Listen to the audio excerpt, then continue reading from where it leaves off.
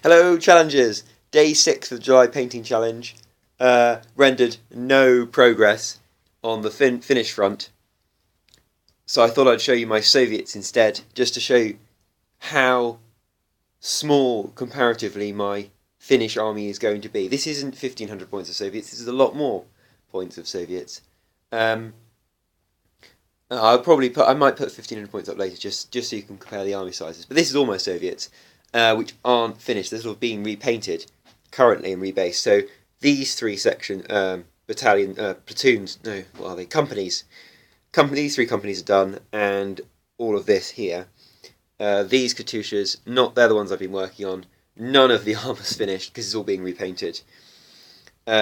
These guys got dropped. My whole Russian army actually got dropped once, and it hasn't really recovered since because I haven't played Flames of War that much, and I've been doing other things, and I'm sort of now getting back to it and finishing it up. As you can see, one of my Katyushas has got a smashed base still. So heavy machine guns, infantry laid out in sevens, and then the command over here. So let's go through everything properly. We've got battalion commander, because the Soviets, normally in Flames of War you have a company and platoons in the company, but because the Soviets' army was arranged differently, you have a battalion and companies in the battalion are your like individual platoons, but then within that, rather than having sections of men like you would in the Finnish or German army, you have platoons of men.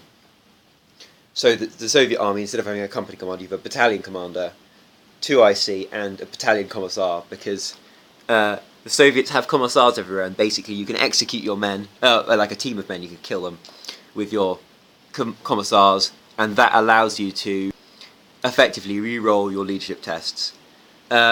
In the command, you have like weapons that attach to the command, and then before the game, you allocate them to your units, and that's kind of how it goes. Like the old man gives you some weapons. So here I've got my anti-tank rifles. They're a bit useless, but they're good for making up numbers, and a bit of anti-tank, light anti-tank to ward off armoured cars and things.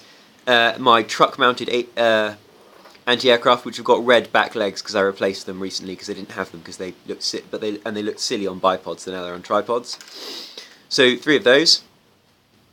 This is just some spare stuff, which is a spare Cossack command team, a spare Commissar team, and 2 trucks, which don't really have a purpose because these guys are there.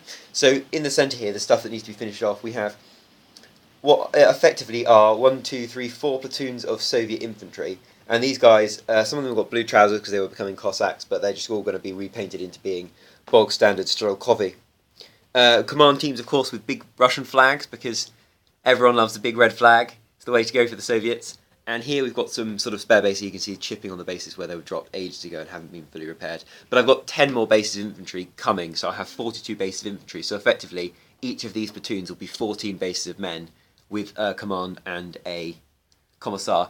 These HMGs, I bought an HMG platoon, but I've never really used them since, because I don't think that's the correct way to use HMGs in big units. It's actually to have them, you can buy them and put them into your companies of Soviets. So that's kind of what these are for. They're kind of like a reserve pool of HMGs, which also aren't finished.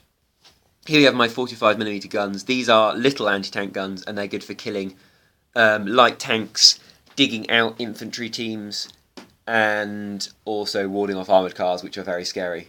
And really good and useful, and also defend you from tanks assaulting you, kind of thing.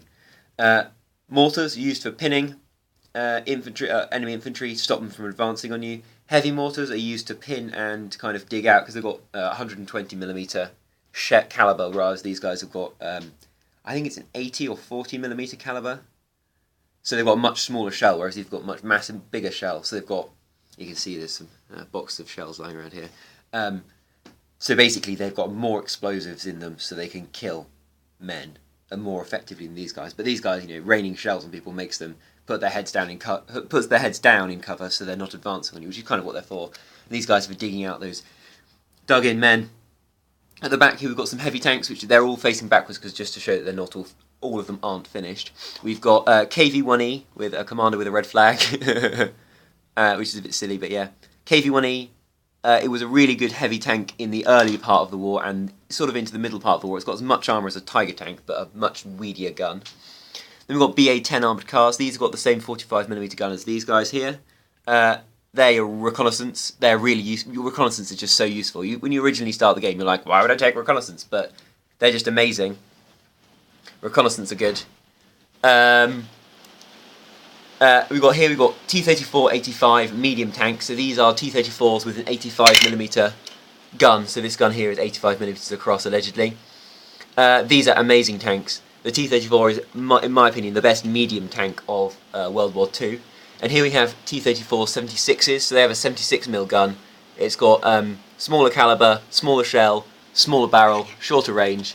Generally a bit crappy. So there you go. There's the difference between the two guns. 85 is so much better. So these are the mid-war kind of variant, and then in the later part of the war, the Soviets came out with a much better tank, T-34-85. Here we have Su-100s. Su is just, I don't know what it means, but the 100, basically, they have a 100mm caliber gun, and they are awesome. They are completely destructive. They're just like, if you think of Tigers as being the standard of killie tanks, Tigers don't get saves.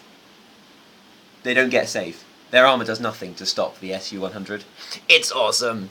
Here we've got my Katyushas, and the 4 I've been working on pacing backwards, obviously. Their truck I did the other day. They've got a Commissar spotter, so spotters also, this guy here is a spotter, and the command team for the heavy mortars, and the light mortars have got them as well. Basically, spotters act as the eyes for your guns, so your guns, like these guys, could be behind a hill or behind a forest, so no one can see them, and the spotter can be out in front and be like, and radio back to tell you where their men are. Katyushas, basically, Katyushas you can fire the foot square template, and it's awesome.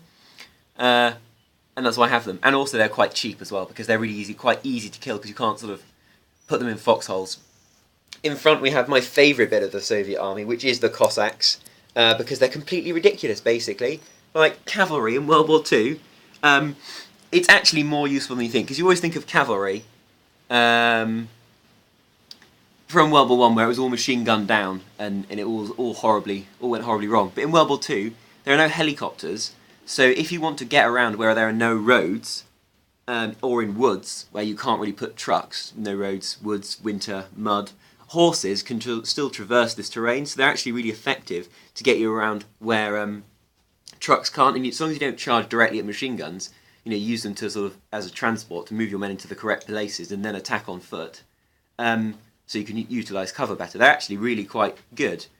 So I've got them. I got them because they were silly, and then realised that, you know, if you use them well, they can actually be quite effective. So I have another battalion commander here with a flag, and the same guy on foot with a big sword. And they also have swords and submachine guns. What could be cooler? Battalion Commissar and a 2IC, and then their mounted versions. These are anti-tank rifle teams, so the dismounted versions are back at the front. Here we have 12, I think it is, 1, 2, 3, 4, 5, 6, yeah, 12 bases of Cossack rifle MGs and SMGs.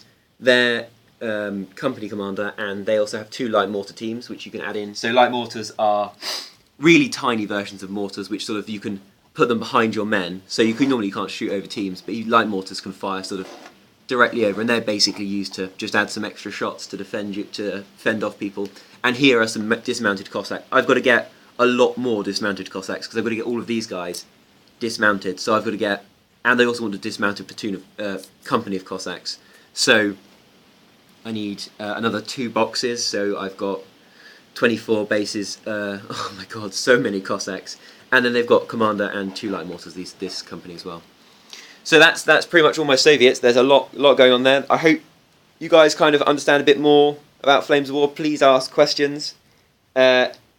Effectively, all the rules are kind of what you would expect, or not what you would expect, but they are, when you read them, you realise, that's the kind of tactic I would want to employ if I was fighting, or that's the kind of strategy I'd like to employ if I was fighting in World War II.